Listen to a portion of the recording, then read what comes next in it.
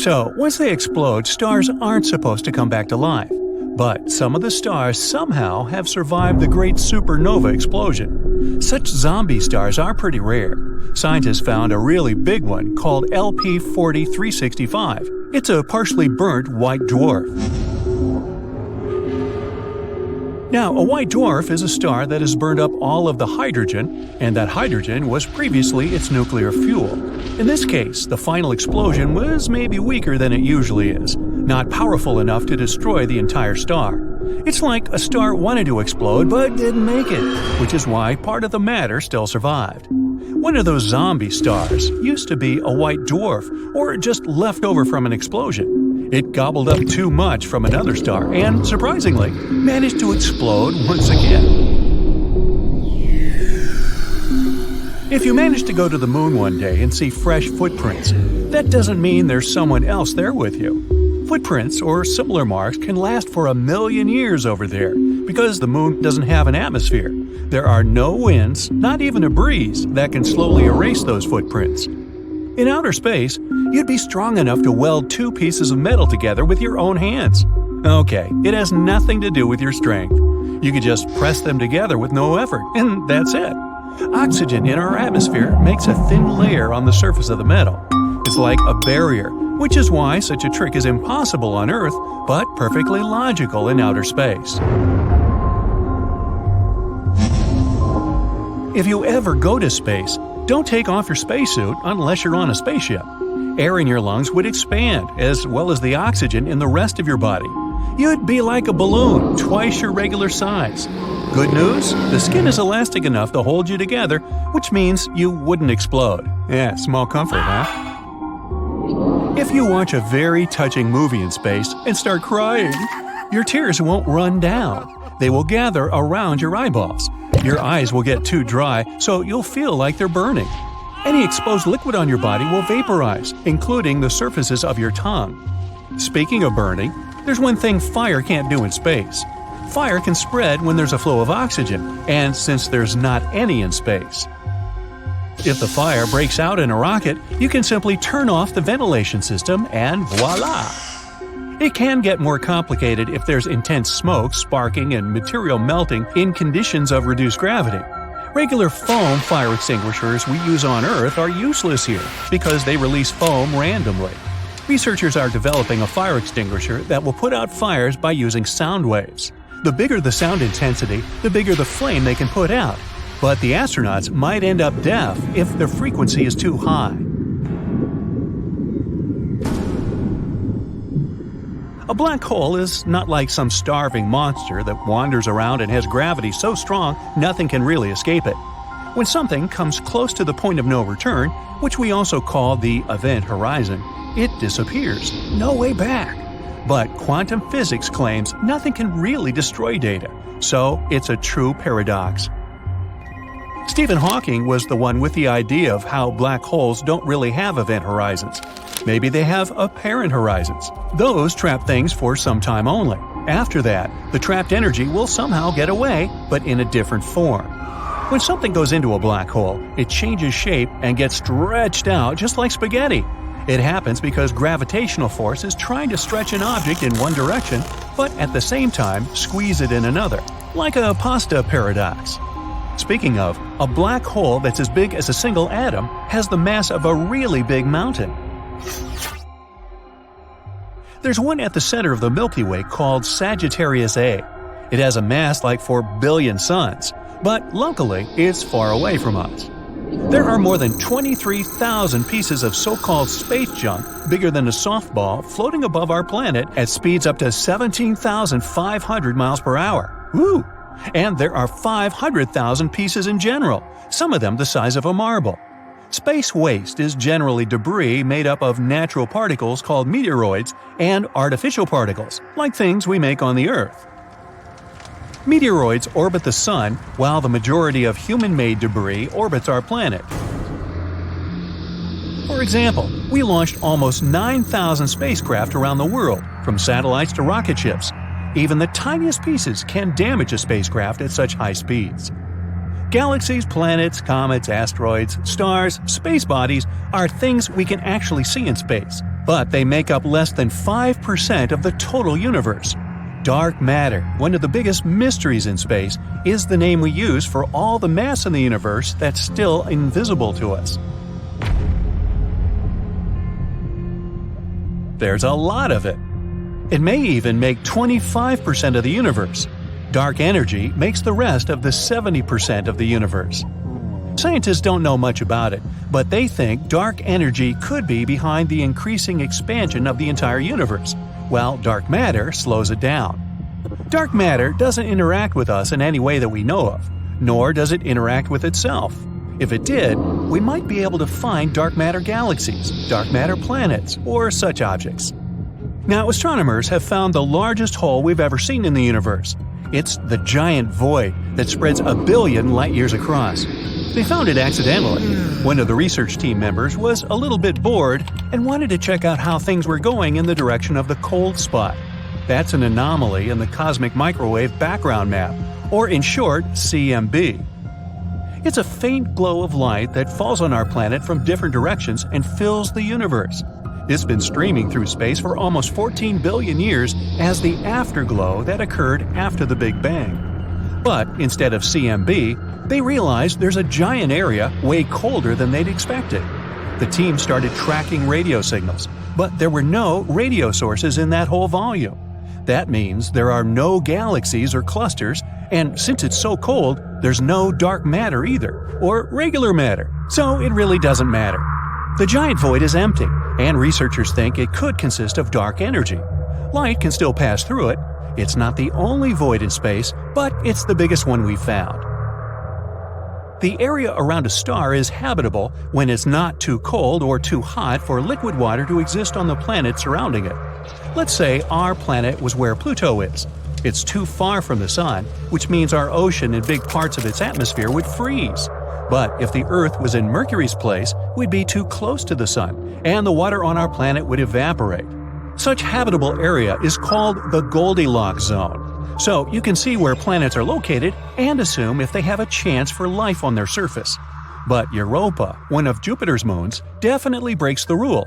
It's outside of the Goldilocks zone, but still kept warm. Not from the Sun directly, but Jupiter and its moons that actually pump energy into Europa. Europa changes its shape as it circles around Jupiter. It's similar to tides rising and falling on our planet. Water on the Earth changes its shape as a response to the tidal forces of our moon. When the same happens with a solid object, the object is stressed. That's how you pump energy into that object. It's like you're playing racquetball. You hit the ball around a couple of times before you start playing, like you're warming it up. You kind of distort the ball every time you smack it. The surface of Europa is frozen, but it has cracks in the ice. You can see ridges in the ice where there's a crack.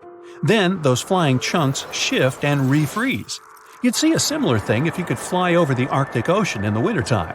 There are ice sheets constantly breaking and refreezing. So Europa can't completely freeze. Scientists think there could be an ocean of liquid water under the icy surface. Europa is not the only moon where this is happening. Another of Jupiter's moons, Io, is also warm because of such tidal forces.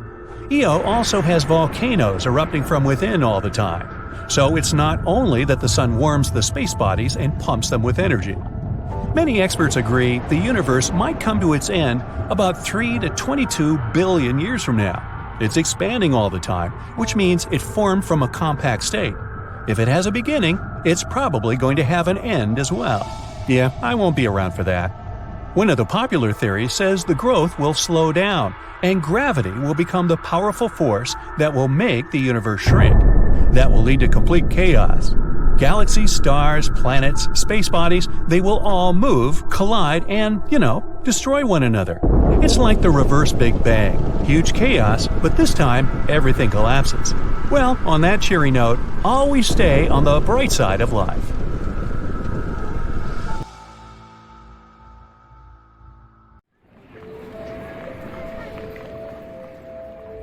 At a distance of 640 light-years from the Sun, scientists discovered planet WASP 76b, where it rains iron. The planet is very close to its Sun and always turn to it in the same side. The term is tidally locked. The temperature on the sunny side is so high that metals melt and evaporate there. The other half of the planet is cool enough so that metals condense again and fall down as rain. Speaking of tidal locks, our moon is the same way. There's no dark side to our satellite, it's just always turned to us with one side. When the moon happens to be in between the Earth and the Sun, what we call its dark side becomes brightly lit. We just can't see it from our planet. Figures. A recent study claims that the moon has a tail, and every month it wraps around our planet like a scarf. A slender tail made up of millions of atoms of sodium follows Earth's natural satellite, and our planet regularly travels directly through it. Meteor strikes blast these sodium atoms out of the moon's surface and further into space. You won't believe it, but the moon seems to be shrinking. Earth's natural satellite is now 150 feet smaller than it used to be hundreds of millions of years ago. The reason for this phenomenon might be the cooling of the moon's insides. It could also explain the quakes shaking the surface of our planet's natural satellite. Astronomers have recently found out that Mars is seismically active.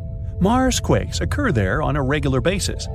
For several days every month, the moon remains between the sun and our planet. That's when Earth's gravity picks up that sodium tail.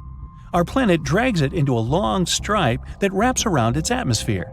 This lunar tail is totally harmless. It's also invisible to the human eye, 50 times dimmer than what you can perceive. But on those rare days, high-powered telescopes can spot its faint yellowish glow in the sky. The tail looks like a gleaming spot that's 5 times the moon's full diameter. Turns out there are plenty of planets in the universe, and even in the Milky Way galaxy, that have liquid or frozen water on them. The closest one is within our solar system. It's Europa, one of Jupiter's moons. Scientists are almost sure that underneath its frozen surface there's an actual ocean of water. But it's too soon to be hyped about possible life on such planets. Liquid water is only one of many things that have to come together for life to appear on a planet. A star in the galaxy GSN 069 is likely to turn into a planet the size of Jupiter in the next trillion years. It might happen because of the star's regular encounters with a black hole. First, astronomers noticed unusual X-ray bursts that were strangely bright. They went off every 9 hours. After studying this phenomenon for some time, the scientists realized it was a star moving in a unique orbit around a black hole. The dazzling flashes? It was the material getting slurped off the star's surface by the black hole.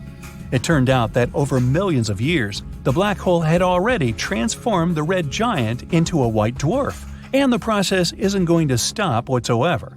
Astronomers have found some traces of phosphine in the atmosphere of Venus. On our planet, this gas, colorless and flammable, is often found where microbes live. No wonder a new theory suggests that there might be life on Venus. But even if there was some life on the evening star, it could have only appeared in its atmosphere.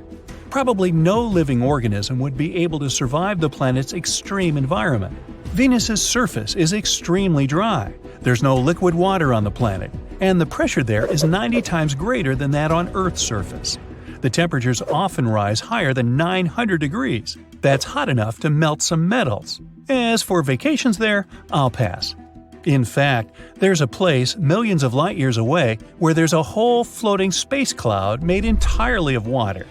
There's so much of it that we could fill all our oceans 140 trillion times over, slightly more than what we need. Water on Earth is actually a puzzle shrouded in mystery and covered with riddles.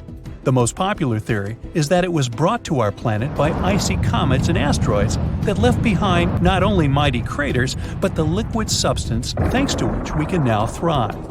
But in space, there's a whole lot of organic matter, and under specific conditions, it could yield so much water it would be enough to fill our oceans thousands of times over. Researchers conducted an experiment in which they heated this organic matter and obtained clear water and oil. If this is confirmed in future studies, it could mean that even oil appeared on Earth not only thanks to fossilized remains of living beings, but came from outer space as well. And yet, there might just be about 6 billion Earth-like planets in the Milky Way galaxy alone. The latest data has shown that every fifth Sun-like star can have at least one planet in its habitable zone, And not just any planet, mind you. It has a rocky core and surface, and it's of comparable size to the Earth. Being inside the habitable zone of its star, such a planet would have high chances of becoming home to living creatures, microbes at least. And if there are billions of these planets in our galaxy, you could safely say that at least one of them is not only habitable, but inhabited already. And now, multiply this by the number of galaxies in the universe, also considering that many of them are much bigger than the Milky Way. This gives us billions upon billions of Sun-like stars and Earth-like planets, and some of them are surely more like ours than others.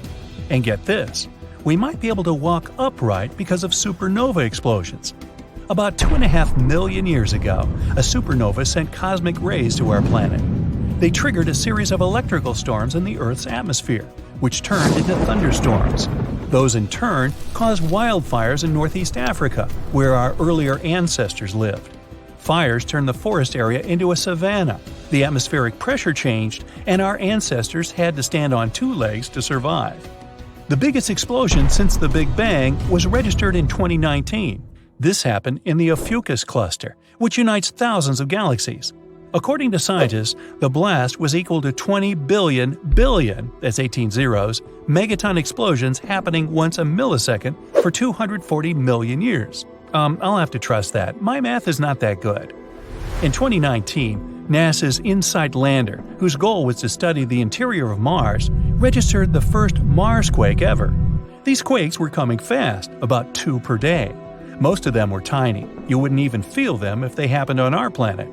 So far, more than 300 Mars quakes have been detected. Those are the first quakes on any space body other than Earth and the Moon. Another mysterious phenomenon discovered by the mission was bizarre magnetic pulses. They occurred every midnight around the lander.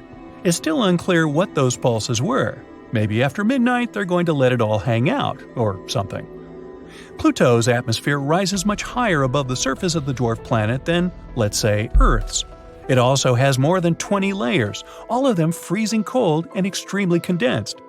Remember the asteroid that wiped out the dinosaurs on Earth? Hey, I wasn't around then, but who could forget? There might have been another space show that ended badly for at least 75% of all life on our planet in the past. Roughly 360 million years ago, a supernova explosion occurred about 65 light-years away from us, and the cosmic rays sent by it swept away the ozone layer of our pretty blue ball. Wow, tough neighborhood. Our moon could be hiding way more pockets of water than scientists used to think. Its surface has something called cold traps. Those are areas that are in permanent shadow. If you could stand near one of the moon's poles, especially the South Pole, you'd see such shadows all over the place, 15,000 square miles of them. There are tiny cold traps that are only 0.4 inches wide, and there are hundreds and thousands of bigger ones. These regions are in eternal darkness and might have even gone without the slightest ray of sunlight for billions of years. And now, scientists think they're hiding much more than we thought, including small patches of ice, no bigger than a penny. But still, something astronauts could use to drink or for their rocket fuel. The majority of the water could be stored in glass or somewhere between grains on the surface of the moon. One theory says 15,500 square miles of the lunar surface could have the capacity to store water. But no one can prove it until someone goes there in person or sends rovers that would dig under the surface. The moon is not entirely white and devoid of color. Apollo astronauts that landed there in 1969 said the moon was a bit brownish. Later studies showed some dark lunar areas display hints of brown and blue. Highland regions are yellowish, with faint traces of pale and pink. Colors are not the same everywhere because of different amounts of various metals that are present on the moon, like titanium or iron in the surface minerals.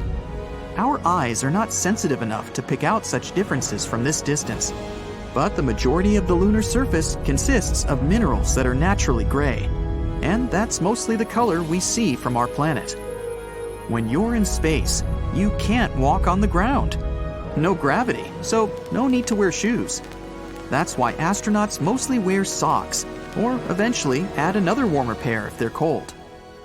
But something strange might happen to your feet while you're up there. First, if you have calluses, they may fall off after some time. One astronaut described his experience and said the bottoms of his feet became very soft, while the skin on the top of his feet became very rough, like alligator skin. He engaged the top of his feet to get around when he was using foot rails on a space station where they stay. It's not easy up there. Astronauts on the International Space Station, ISS, have to use foot rails and loops to remain steady. When they have to do regular things, like just getting a haircut. When they want to do training, they can strap their feet into sneakers on the exercise equipment.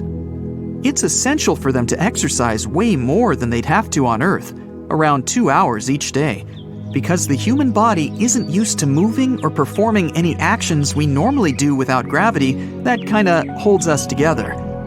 Plus, if you stay in space for a longer time, you can lose much of your bone and muscle mass.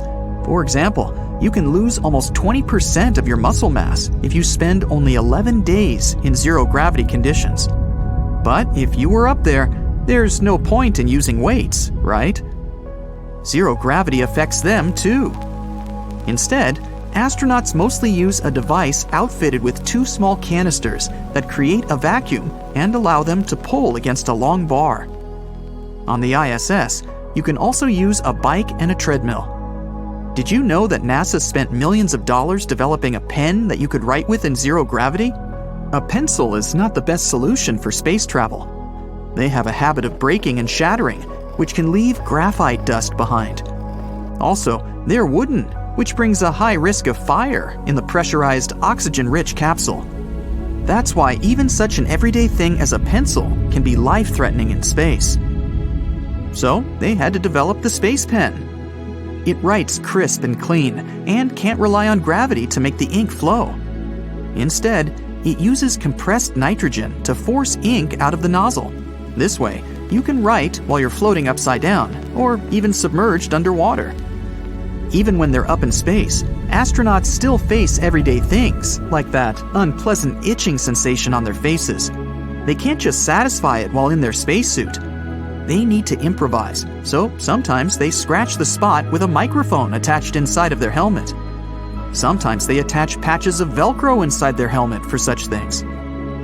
One of the most complicated issues with space trips is how to protect astronauts from space radiation.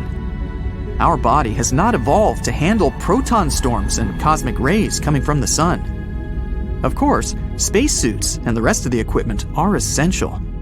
Some research also showed an antioxidant-rich diet that usually includes a bunch of vegetables like spinach, tomatoes, and beetroot is promising when it comes to reducing the bad effects of radiation. Astronauts didn't always wear white spacesuits. During NASA's first manned spaceflight project called Project Mercury, they had silver suits. But none of the astronauts went out and explored the vacuum of space back then. Silver is not a good color for that, because spacesuits have to be highly reflective. White is the best for that. That color is the most effective for reflecting radiation while in outer space. We're on Earth, which means the atmosphere is like a shield that protects us from 77% of radiation coming from the sun. But astronauts don't have such protection up there, and this means they're very vulnerable to severe sunburn and extremely high temperatures. A white spacesuit helps, the same way as white paint on your walls helps you keep an entire room cooler. A lighter color will absorb 35% less heat. White is not the only color in their closet. When heading into space or coming to Earth, they sometimes wear a bright orange suit. It's a color that attracts attention, so if anything goes wrong during landing and astronauts have to quickly leave their ship, the rescue crew will spot them more easily. But times are changing, so today we have more sophisticated tools to locate astronauts that need help, such as GPS trackers and transponders, so suits don't have to be orange anymore.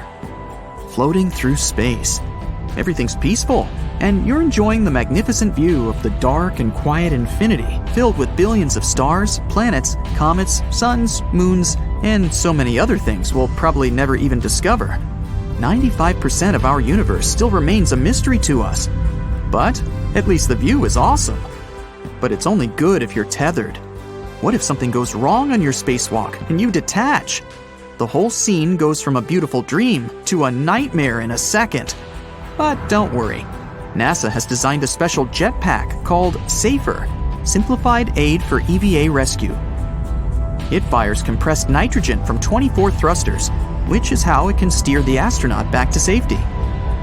In theory, you could vent some gas from your suit too, or maybe throw a tool in the opposite direction, which is how you'll push yourself forward. But it's tricky because you'd need to throw it precisely in line with your center of mass. Otherwise, you'll just start uncontrollably spinning, and before you know it, you'll become so disoriented you'll have no idea where to go, even if you could.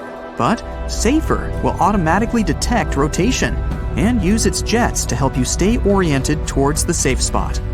It took scientists 10 days to teach a goldfish to drive a car. They taught it to move its own tank towards a certain target, and in return, the fish gets a treat. This research could help us navigate through space one day. There has to be some mapping happening in our minds. That's how we potentially link our body parts and movements to changes we go through when we're in space. That's how we'll know how far we can extend our arm to reach for a cup of coffee without going too far and knocking the coffee over. The movement control is not the same as under the force of gravity, and we need to be sure if such maps in our brain differ between sea and land, or if it's something universal. So when I say scientists taught a fish to drive, that basically means if the fish saw a target, it should touch the wall of the tank facing the desired direction. That way, scientists could guide the wheels and move them where the fish wanted to go.